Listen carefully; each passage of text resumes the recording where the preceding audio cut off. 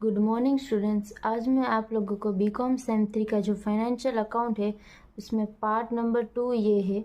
उसमें मैं आपको क्वेश्चन नंबर 10 जो है वो आपको कराने वाली हूँ, जो यूनिवर्सिटी में पूछा गया सम है और एग्ज़ाम के लिए मोस्ट IMP सम है। उसमें ऐसा दिया गया है, the balance sheet of Mehul brothers as on 31 December 2011 was as under, यानी कि ये बैलेंस शीट दी गई है और अदर इंफॉर्मेशन दी गई है। Market price of the plant and machinery is 20% मोर, यानी कि ये जो प्लांट और मशीनरी है उसकी 20% मोर प्राइस लेनी है। उसके बाद expected rate of return is 12%। उसके बाद the profit of the firm for last 3 years as under, यानी कि लास्ट 3 ईयर्स का यहाँ पे प्रॉफिट दिया गया है। उसके बाद यहाँ पे सिक्योरिटीज, ये जो 3 ईयर्स है उसका प्रॉफिट ये रहा, वेट उसका 1 2 3 दिया गया है। उसके बाद है security of profit however reveals that, उसमें फर्स्ट है profit are before Mehul's firm remuneration of ₹8,000 yearly and the closing stock of 2009 is overvalued by ₹4,000. Or third day in 2010 there was a profit on sale of machinery of ₹2,000 which is created to profit and loss account.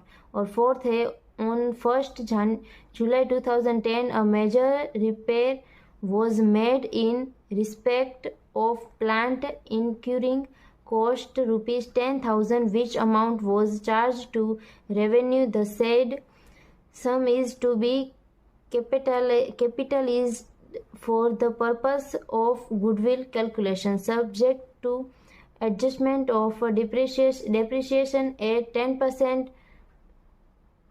on reducing balance method.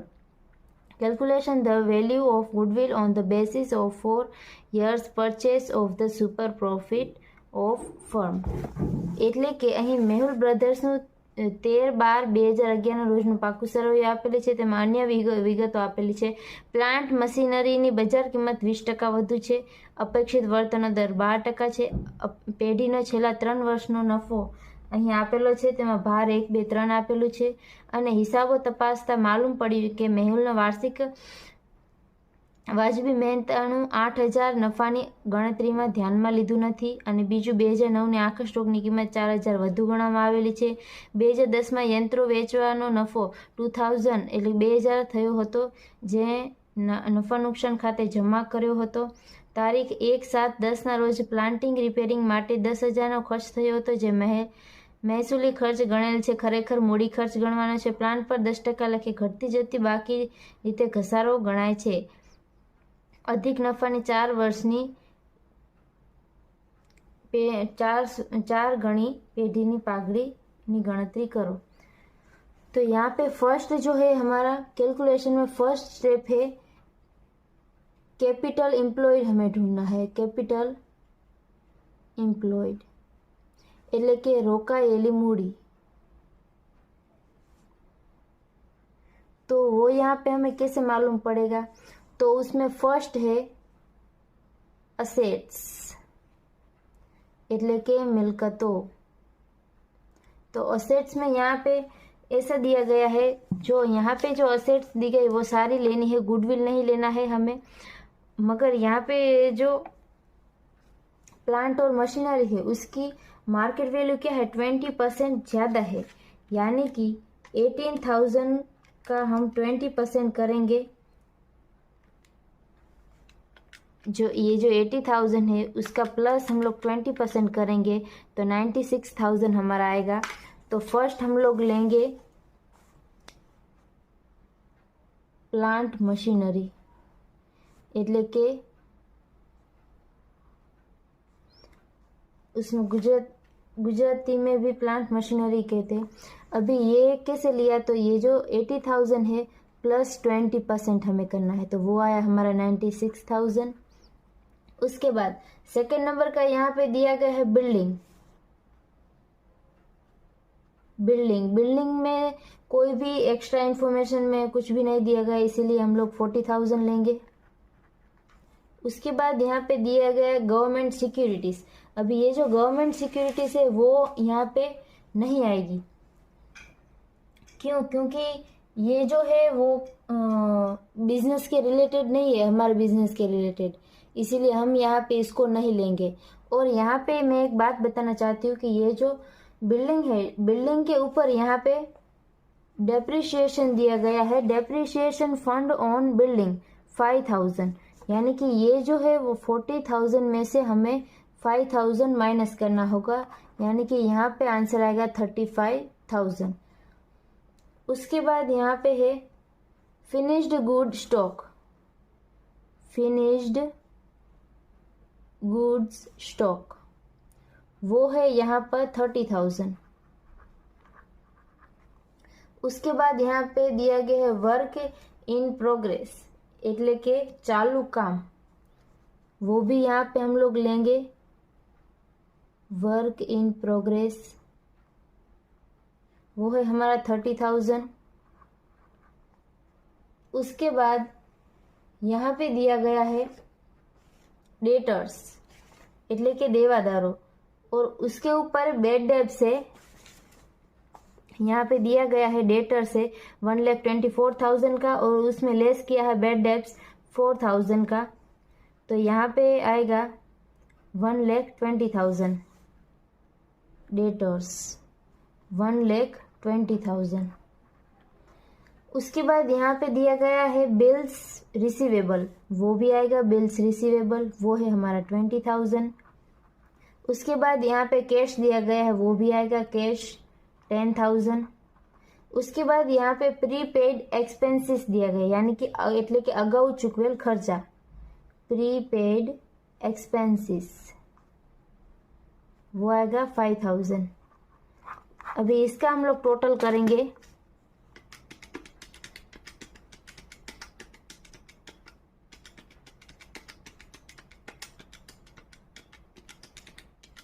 तो इसका answer है 3,46,000।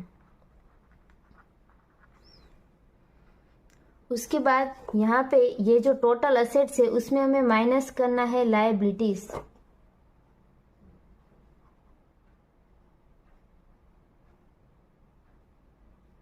એટલે કે देवाओं।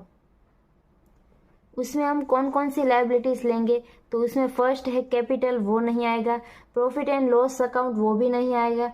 उसके बाद है bank loan, bank loan आएगा यहाँ पे, बैंक लोन, वो है हमारा 40,000। उसके बाद है क्रेडिटर्स, क्रेडिटर्स એટલે કે લેણદારો, वो है यहाँ पे 50,000। उसके बाद है बिल्स पेबल એટલે કે देवी हुंडी, वो है यहाँ पे 30,000। उसके बाद है आउटस्टैंडिंग एक्सपेंसेस એટલે કે ચૂકવવાના બાકી ખર્ચાઓ, आउटस्टैंडिंग एक्सपेंसेस, वो है यहाँ पे हमारा 20,000। उसके बाद है ये जो डेप्रिसिएशन है बिल्डिंग के ऊपर, वो तो हमने यहाँ पे माइनस कर दिया। और लास्ट में है प्रोविडेंट फंड, वो भी हम लोग लेंगे, प्रोविडेंट फंड PF, वो है 13,000। अभी इसका टोटल क्या होता है, 40,000 प्लस 50,000 प्लस 30,000 प्लस 20,000 प्लस 13,000, 1,53,000। अभी यहाँ पे हम लोग ढूंढेंगे, पता लगाएंगे टोटल हमारा ये जो है कैपिटल एम्प्लॉयड એટલે કે રોકાયેલી મૂડી, तो वो यहाँ पे हम लोग हमें कैसे मालूम पड़ेगी, ये जो हमारी टोटल असेट्स आई है उसमें से हम लोग ये लायबिलिटीज टोटल जो आई है वो हम लोग माइनस कर देंगे, तो हमारा आंसर आएगा 1,93,000। तो ये फर्स्ट नंबर जो है कैपिटल एम्प्लॉयड रोकाયેલી मूड़ी, वो हमारे उसका आंसर आएगा। उसके बाद सेकेंड नंबर का हमें ढूंढना है एक्सपेक्टेड प्रॉफिट એટલે કે અપેક્ષિત નફો, वो हमें कैसे मालूम पड़ेगा? तो अभी ये जो हमारे कैपिटल एम्प्लॉयड आया, कैपिटल एम्प्लॉयड એટલે કે રોકાયેલી મૂડી,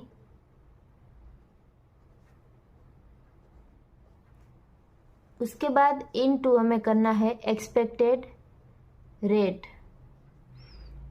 એટલે કે अपेक्षित वर्तन दर।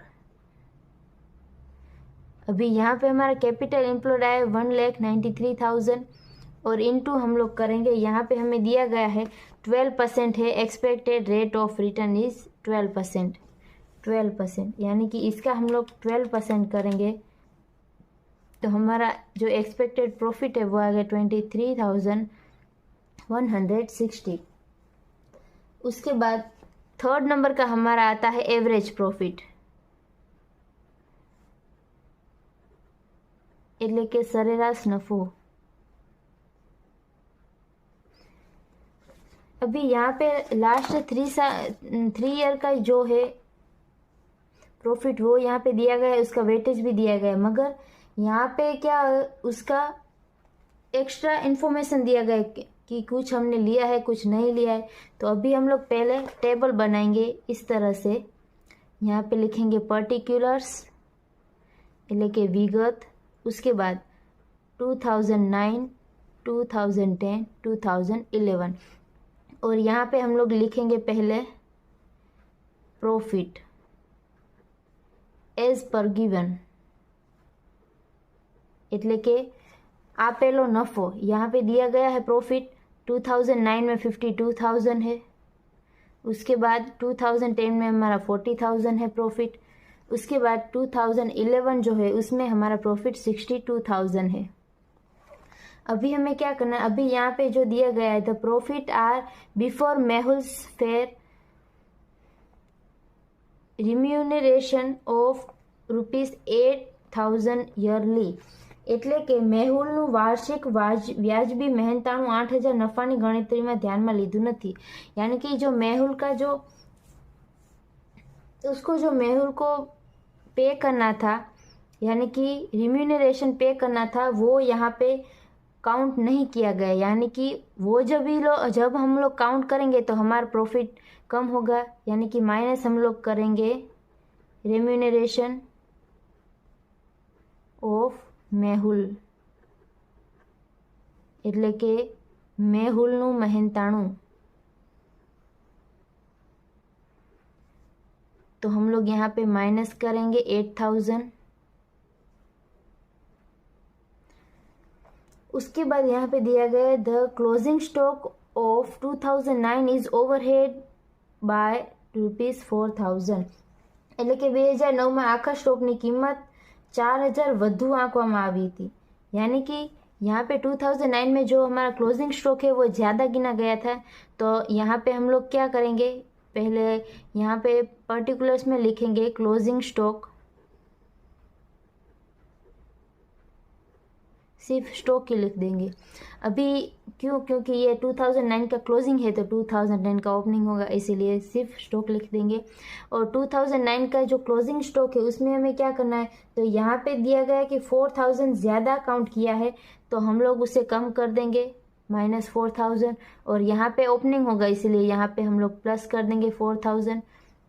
उसके बाद थर्ड यहाँ पे है इन 2010 there was a profit on sale of machinery ₹2,000 which credit on profit as and loss account એટલે કે 2010 માં યંત્ર વેચાણથી જે નફો થયો છે તે નફા નુકસાન ખાતે જમા કર્યો છે।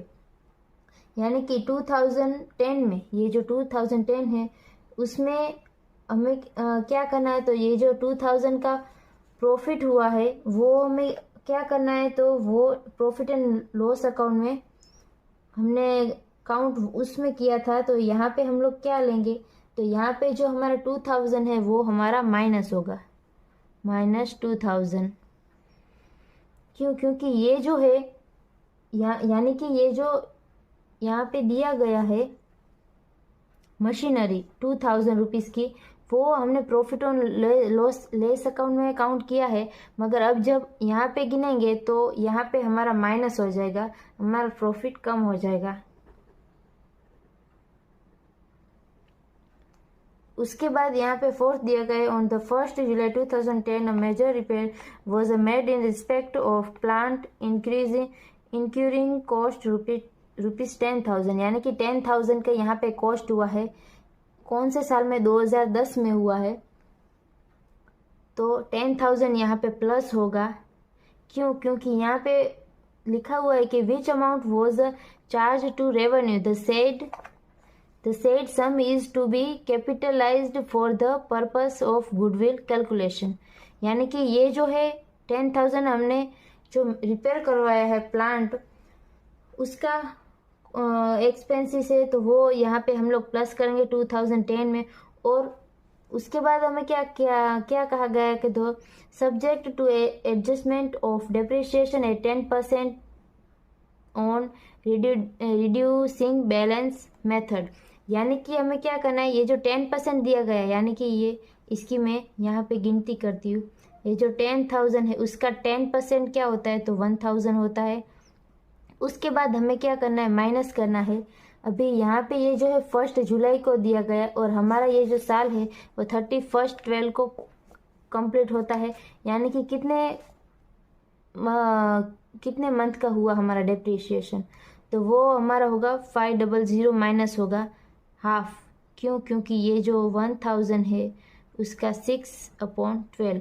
अभी ये यहाँ पे बैलेंस शीट दी गई और हमारा यहाँ पे 31 दिसंबर को साल कंप्लीट होता है और हमने ये जो प्लांट के ऊपर एक्सपेंडिचर लिया, रिपेयर करवाया है प्लांट जो हमारा, उसका 10,000 कब? तो कि 1 जुलाई को, यानी कि जुलाई, अगस्त, सितंबर, अक्टूबर, नवंबर और दिसंबर 6 मंथ हुए, यानी कि 1,000 इंटू 6 डिवाइड बाय 12, तो हमारा 500 आएगा। तो यहाँ पे हमारा 500 बचा, तो वो यहाँ पे क्या होगा हमारा 500 डेप्रिसिएशन। और ये जो है वो है हमारा प्लांट रिपेयर। उसके बाद यहाँ पे हमने डेप्रिसिएशन काउंट कर दिया। अब हम लोग क्या करेंगे, तो ये जो 2011 है उसमें हमारा डेप्रिसिएशन क्या होगा, तो यहाँ पे हमें प्योर लिखा गया है कि रिड्यूसिंग बैलेंस मेथड, यानी कि कम करना है, यानी कि 1,000 में से अभी जो हमारा 10,000 है उसमें से हमारा 500 ऑलरेडी हमने डेप्रिसिएशन ले लिया है। उसके बाद हमारा बैलेंस बचा 9500, उसमें से हम लोग माइनस करेंगे 10%, यानी कि 950। तो यहाँ पे लास्ट में आंसर आएगा 9500 माइनस 950 8550। तो ये जो है डेप्रिसिएशन वो हम लोग यहाँ पे लिख लेंगे। अभी उसके बाद कोई भी यहाँ पे इंफॉर्मेशन नहीं दी गई है, तो यहाँ पे हम लोग इसका टोटल कर देंगे और जो हमारा आंसर आएगा वो हमारा एवरेज प्रॉफिट होगा आगे की प्रोसेस करने के लिए। अभी 2009 में जो 50,000 है उसमें -8,000 और -4,000, यानी कि 40,000 आया। उसके बाद यहाँ पे जो है 2010 में 40,000 minus 8,000 plus 4,000 minus 2,000 plus 10,000 minus 500, यानी कि हमारा 43500 ये आ गया आंसर। उसके बाद 2011 में जो है 62,000 माइनस 8,000 है और माइनस 950, यानी कि 53050 ये आएगा। उसके बाद ये जो मैंने टोटल हमारा जो प्रॉफिट आया वो लिख दिया और उसका इंटू हमें वेटेज दिया गया उससे करना है। अभी 14 इंटू 1 तो हमारा 14 ही होता है। उसके बाद 43500 इंटू 2 करना है तो हमारा आंसर आया 87,000। उसके बाद हमें 53050 इंटू 3 करना है तो उसका आंसर आया 1,59,115। इसका टोटल हमारा आएगा 2,86,150। अभी इसको हम लोग क्या करेंगे, डिवाइड करेंगे। ये जो हमारा टोटल वेट है यहाँ पे 6 है, उसको 6 से हम लोग डिवाइड करेंगे तो हमारा आंसर आएगा 47,692 आएगा। अब इसके बाद हमारे फोर्थ नंबर का आएगा, फोर्थ नंबर का है, हमें क्या ढूंढना है, तो हमें यहाँ पे ढूंढना है सुपर प्रॉफिट, सुपर प्रॉफिट એટલે કે अधिक नफो, अधिक नफो। तो वो हमें कैसे पता लगाएंगे, तो यहाँ पे ये जो हमारा एवरेज प्रॉफिट है, average profit minus expected profit, यानी कि यहाँ पे एवरेज प्रॉफिट हमारा 47,692 आया, उसमें से हम लोग माइनस करेंगे। आगे हमारा जो आया था एक्सपेक्टेड प्रॉफिट वो है हमारा 23,160। अभी 47,692 माइनस 22,160, तो हमारा यहाँ पे आंसर आया 24,532। ये आया हमारा सुपर प्रॉफिट। उसके बाद हम यहाँ पे फिफ्थ नंबर का है जो गुडविल की काउंट करेंगे, એટલે કે પાઘડી। तो गुडविल का हमारा फॉर्मूला क्या है, तो सुपर प्रॉफिट इनटू यहाँ पे दिया गया है कितने साल का, तो वो यहाँ पे हमें लेना है calculation the value of goodwill on the basis of 4 years purchase on super profit for firm, यानी कि 4 years इंटू 4 हमें करना है, એટલે કે अधिक नफो એના ગુણ્યા 4 વર્ષની ખરીદીના આધારે લેવાનું છે, यानी कि 24,532 इंटू 4। तो यहाँ पे हमारा आंसर आएगा 98,128। तो ये आ गया हमारा गुडविल। तो ये मैंने आपको क्वेश्चन नंबर 10 कराया। उसके बाद मैं आपको क्वेश्चन नंबर 21 मैंने आपको करवा दिया है। अब आपको मैं क्वेश्चन नंबर 20 करवाऊंगी, राज लिमिटेड वाला।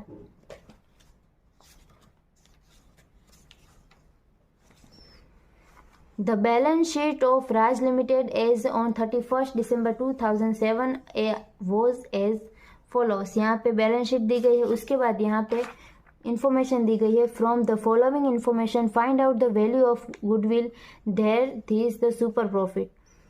फर्स्ट है the market value of land and building was 50% more than book value, while the book value of machinery was 25% more than market value। और सेकंड है expected rate of return is 8%। और third है the profit of the company before 50% tax was increase by ₹15,000 each year during last 3 years। એટલે કે રાજ લિમિટેડની તારીખ 31/12/2007 રોજનું પાકું સર્વે નીચે મુજબ આપેલું છે। નીચેની વિગતો પરથી अधिक નફાથી 3 ગણી પાઘડી ગણો। उसमें ऐसा दिया गया है जमीन मकान बजार कीमते ચોપડા કિંમત કરતાં 50% વધુ હતી, જ્યારે મશીનરીની ચોપડે કિંમત બજાર કિંમત કરતાં 25% વધુ હતી। અને બીજું અપેક્ષિત વળતરનો દર 8% હતો। અને ત્રીજું કંપનીનો 50% કરવેરો પહેલાનો નફો છેલ્લા 3 વર્ષથી 15,000 લેખે વધે છે। तो यहाँ पे क्वेश्चन नंबर 20, उसमें फर्स्ट हमें क्या ढूंढना है, तो फर्स्ट है कैपिटल एम्प्लॉयड એટલે કે રોકાયેલી મૂડી। तो वो हमें कैसे मालूम पड़ेगा, तो फर्स्ट है मिलकतों यानी कि असेट्स। तो उसमें हमें यहाँ पे दिया गया है फर्स्ट है लैंड एंड बिल्डिंग। तो लैंड एंड बिल्डिंग में एक्स्ट्रा इंफॉर्मेशन में दिया गया है the market value of land and building was 50% more than book value, यानी कि बेस यहाँ पे है बुक वैल्यू का। तो हम लोग ऐसे लिखेंगे book value is 100% is equal to, यहाँ पे क्या है बुक वैल्यू 70,000 है, और यहाँ पे दिया गया है कि 50% मोर है, 50% मोर है बुक वैल्यू से, यानी कि 150% इज इक्वल टू हाउ। तो यहाँ पे हम लोग करेंगे 70,000 इंटू 150 डिवाइड बाय 100। तो हमारा आंसर आएगा 1,05,000। तो ये जो है हमारी बिल्डिंग है, એટલે કે जमीन मकान। उसके बाद यहाँ पे सेकंड नंबर का है मशीनरी। मशीनरी में हम लोग मशीनरी में यहाँ पे ऐसा बोला गया है कि ये जो मशीनरी है वो while the book value of machinery was 25% then market value से 25% more है। यानी कि ये जो मशीनरी है उसमें क्या है 125% है। क्यों? क्योंकि यहाँ पे दिया गया है कि 25% मोर है मार्केट वैल्यू। तो यानी कि ये जो बुक वैल्यू है वो 25% ज़्यादा है, यानी कि 100 प्लस 25 125 हुआ। तो वो हमारा कितना है यहाँ पे बुक वैल्यू, तो वो है 1 लाख। तो 100% हमारी अमाउंट कितनी आएगी, तो वो हम लोग यहाँ पे ढूंढेंगे। तो वो आई 80,000। ये हम लोग यहाँ पे काउंट करेंगे। और उसके बाद हमारा 10% प्रोविडेंट फंड है वो है 60,000। उसके बाद स्टॉक दिया गया है, ये जो है वाई लिमिटेड 12% डिबेंचर वो यहाँ पे हम लोग नहीं लेंगे। उसके बाद क्लोजिंग स्टॉक है 80,000 वो लेंगे। उसके बाद डेटर्स है वो भी हम लोग लेंगे 1,70,000। उसके बाद कैश एंड बैंक बैलेंस है वो भी हम लोग यहाँ पे लेंगे। डेटर्स यानी कि देवादारों और प्रीपेड एक्सपेंसेस એટલે કે अगाऊ चुकवेल खर्चाओं वो है 1,30,000 वो भी हम लोग यहाँ पे लेंगे। तो अभी हम लोग इसका टोटल करेंगे 1,05,000 plus 80,000 plus 60,000 plus 80,000 plus 1,70,000 plus 20,000 plus 1,30,000। तो हमारा यहाँ पे टोटल आएगा 6,45,000। उसके बाद माइनस हमें करना है देवा એટલે કે लाइबिलिटीज़। तो वो हम लोग यहाँ पे कौन कौन सी लेंगे, तो माइनस हम लोग पहले यहाँ पे करेंगे प्रेफरेंस शेयर वो है हमारा 1 लाख। उसके बाद यहाँ पे हम लोग सिक्योरिटीज़ प्रीमियम हम लोग नहीं लेंगे। उसके बाद प्रॉफिट एंड लॉस अकाउंट वो भी नहीं आएगा। और 10% डिबेंचर है उसके पैसे हमें वापस करने होंगे और वो आएगा 1 लाख। उसके बाद यहाँ पे प्रोविडेंट फंड है वो भी आएगा 60,000। उसके बाद अदर लायबिलिटीज़ એટલે કે अन्य જવાબદારીઓ તે પણ આવશે અહીંયા वो है 1,50,000। और उसके बाद इसका हम लोग टोटल कर देंगे तो 1 lakh plus 1 lakh plus 60,000 plus 1,50,000 is equal to 4,10,000। यानी कि यहाँ पे हमारा टोटल कैपिटल एम्प्लॉयड है એટલે કે રોકાયેલી મૂડી वो हमारा कौन सा आएगा, तो इसमें से माइनस हम लोग 6,45,000 करेंगे। तो हमारा आंसर आएगा 2,35,000। उसके बाद सेकंड नंबर का है एक्सपेक्टेड प्रॉफिट એટલે કે अपेक्षित नफो। तो यहाँ पे हमारा जो कैपिटल एम्प्लॉयड है એટલે કે રોકાયેલી મૂડી જે આવી એના ગુણ્યા અપેક્ષિત વળતરનો दर एक्सपेक्टेड रेट। तो वो यहाँ पे हमारा आएगा 2,35,000 इंटू हम लोग क्या करेंगे एक्सपेक्टेड रेट यहाँ पे क्या दिया गया है वो है यहाँ पे 8%, यानी कि 8% इंटू 8% वो हमारा आंसर आएगा 18,800। तो ये आ गया सेकेंड नंबर। जो एक्सपेक्टेड प्रॉफिट है वो भी हमें यहाँ पे मिल गया। उसके बाद यहाँ पे एवरेज प्रॉफिट हम लोग ढूंढेंगे એટલે કે સરેરાશ नफो। तो वो यहाँ पे क्या दिया गया है, तो उसमें ऐसा दिया गया है कि the profit of company before 50% tax was increased by ₹15,000 each year during last 3 years। એટલે કે પાછળના જે 3 વર્ષ છે તેમાં છેલ્લા 3 વર્ષથી 15,000 લેખે વધે છે નફો। तो यानी कि यहाँ पे हमें दिया गया है